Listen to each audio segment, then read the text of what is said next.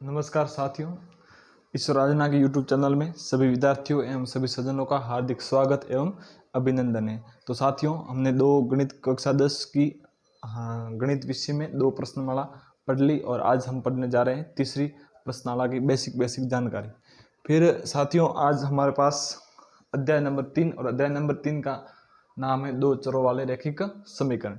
अब पहले तो बात करें कि रैखिक समीकरण क्या होता है। रैखिक समीकरण वो होता है ऐसा व्यापक समीकरण जिसमें एक होती है। अब एक होती है तो वो क्या कहलाता है? रैखिक समीकरण कहलाता है। जैसे मैं बात करूं कि 3x + 2 ये बराबर में 0, ये क्या है? एक रैखिक समीकरण। क्या है? रैखिक समीकरण। अब बात करते हैं कि दो चरों वाले रैखिक समीकरण। दो चरों का मतलब है कि ऐसा व्यापक समीकरण जिसमें चर दिए हुए वो दो हो, जैसे कि x और y।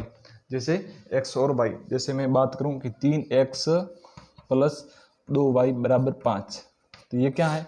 इसकी घात तो एक है, इसमें x की घात भी एक है और y की घात भी एक है, लेकिन चर यहाँ पर कितने हैं? चर है वो दो हैं। चर कौन कौन से हैं? x और y, दो चर है। इसका मतलब क्या हुआ कि दो चरों वाले रैखिक समीकरण। दो चरों वाले रैखिक समीकरण उसे कहते हैं जिसमें चर तो दो हो और x या चर की घात एक होती है, वो क्या कहलाते हैं? दो चरों वाले रैखिक समीकरण।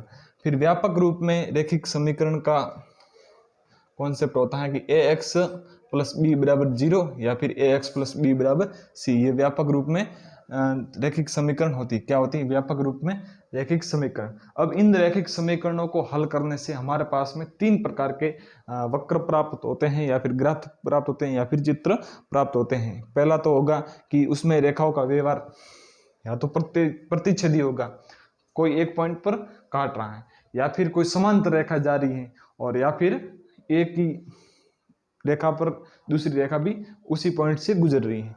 अब बात करें सबसे पहले इस चित्र नंबर 1 की। अब इसमें देखो, ये x अक्ष हो गया, ये y अक्ष है, फिर ये L1 रेखा यहाँ से जा रही है, ये L1 रेखा, और ये होगी L2 रेखा यहाँ से जा रही है। इसका प्रतिच्छेदी पॉइंट है वो एक है, एक पॉइंट है। इसका मतलब क्या हुआ? इसका एक हल होगा। क्या होगा? एक हल। क्या होगा? एक हल होगा। अब जैसे कि इसकी बात करें तब यह रेखा यहाँ से जा रही है, L1 होगी, यह रेखा L2 इसके समांतर जा रही है, कहीं पर भी काट नहीं रही। इसका मतलब क्या होगा? कोई हल नहीं होगा, कोई हल नहीं होगा। अब आगे बात करें तीसरे नंबर पर L1 भी यही जा रही है और L2 भी इसी बिंदुओं से गुजर रही है। इसका मतलब इसके कितने हल होंगे कि ये रेखा संपाती कहलाती है और इसके हल होंगे वो अनेक हल होंगे। क्या होंगे? अनेक हल होंगे। ये रेखा संपाती, ये दो रेखा समांतर जा रही है और ये प्रतिच्छेद कर रही है। तो ये ग्राफ बना, ये प्रतिच्छेदी रेखा का, ये समांतर रेखा का और ये संपाती का। फिर हमारे पास इन समीकरणों से दो प्रकार के युग्म प्राप्त होते हैं। पहला संगत युग्म और दूसरा असंगत युग्म।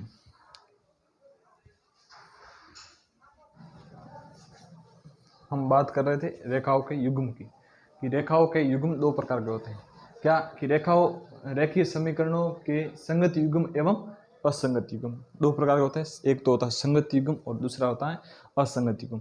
हम बात कर लेते हैं संगत युग्म के। संगत युग्म क्या होता है? यदि समीकरणों के निकाय, क्या कि यदि समीकरणों के निकाय समीकरण दी हुई है a1x + b1y + c1 = 0 और दूसरी समीकरण दे रखी a2x + b2y + c2 = 0 के हल विद्यमान हैं। यदि हम इसको सॉल्यूशन करने के बाद हमारे पास कोई हल निकल कर आता है, हल विद्यमान है, तो दिया गया समीकरण निकाय क्या कहलाता है? दिया गया समीकरण निकाय क्या कहलाता है? संगत निकाय कहलाता है। क्या कहलाता है? संगत निकाय कहलाता है। अब संगत निकाय में दो प्रकार की रेखाएं होती हैं, या तो प्रतिच्छेदी प्राप्त होगी या फिर संपाती प्राप्त होगी। अब बात करें कि दो प्रतिच्छेदी रेखाएं निरूपित करेगा, अर्थात अद्वितीय हल। अद्वितीय हल का मतलब होता है कि ओनली एक सॉल्यूशन, यानी कि एक हल निकल कर आएगा, उसे कहते हैं अद्वितीय हल। यानी कि दो प्रतिच्छेदी रेखाएं निरूपित करेगा अर्थात अद्वितीय हल यूनिक सॉल्यूशन कहलाता है। और इसकी कंडीशन क्या है? कंडीशन है a1/a2 = not = b1/b2। a1/a2 not is equal to b1/b2, यानी कि दोनों ही बराबर में नहीं, युग्म कोई बराबर में नहीं है। बराबर में नहीं है इसका मतलब वो कहीं ना कहीं प्रतिच्छेद कर रहा है। अब सेकंड नंबर पर बात कर रहे हैं कि दो रेखाएं संपाती होगी, संपाती निरूपित करेगा अर्थात अनंत हल होंगे। संपाती का मतलब होता है कि जैसे कि ये कोई ग्राफ है, ये रेखा यहाँ से जा रही है तो ये L1 है, और दूसरी रेखा भी इसी पर जा रही है तो ये L2 है, यानी कि इसके अनेक पॉइंट प्राप्त हो रहे हैं कॉमन, तो इसका मतलब वो क्या हो, इसके अनेक सॉल्यूशन होंगे। इसकी कंडीशन है A1/A2 बराबर B1/B2 बराबर C1/C2। तब यदि समीकरणों में ऐसा A1/A2 और बराबर B1/B2 बराबर तीनों ही बराबर हो जाए, इसका मतलब वो क्या होगी, संपाती रेखा निरूपित करेगा। अब बात करते हैं असंगत युग्म। किसकी बात कर लेते हैं, असंगत युग्म।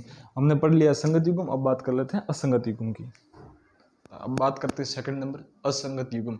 जब समीकरण निकाय, क्या कि जब समीकरण निकाय a1x + b1y + c1 बराबर 0 और a2x + b2y + c2 बराबर 0 का कोई भी हल विद्यमान नहीं होता है, यानी कि हम उसको दो समीकरण हमारे पास दी हुई होती हैं और समीकरणों को हम हल करते हैं, और हल करने के बाद उनका कोई कॉमन पॉइंट यानी नहीं निकल कर आता है, इसका मतलब कोई हल विद्यमान नहीं होता है, तो क्या कहलाता है, असंगत युग्म कहलाता है। फिर इसका उदाहरण है कि दो समांतर रेखाएं, क्या कि दो समांतर रेखाएं निरूपित करेगा अर्थात कोई हल नहीं है। तो इसकी कंडीशन क्या है, A1/A2 बराबर B1/B2, यानी कि एक A1/A2 के बराबर में B1/B2 तो बराबर होगा, लेकिन ये C1/C2 के बराबर में नहीं होगा। क्या होगा कि C1/C2 के बराबर में नहीं होगा। A1/A2 बराबर B1/B2 और बराबर not is equal to C1/C2, तो इसके बराबर में नहीं होगा। अब हम बात करें, जैसे कि ये तो प्रतिच्छेद हो गया, ये हो गया समांतर।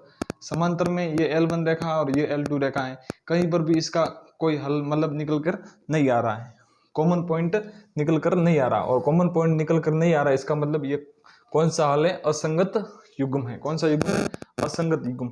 अब हम कुछ थोड़ी सी रेखाओं की जानकारी प्राप्त कर लेते हैं। अब रेखाओं का व्यवहार।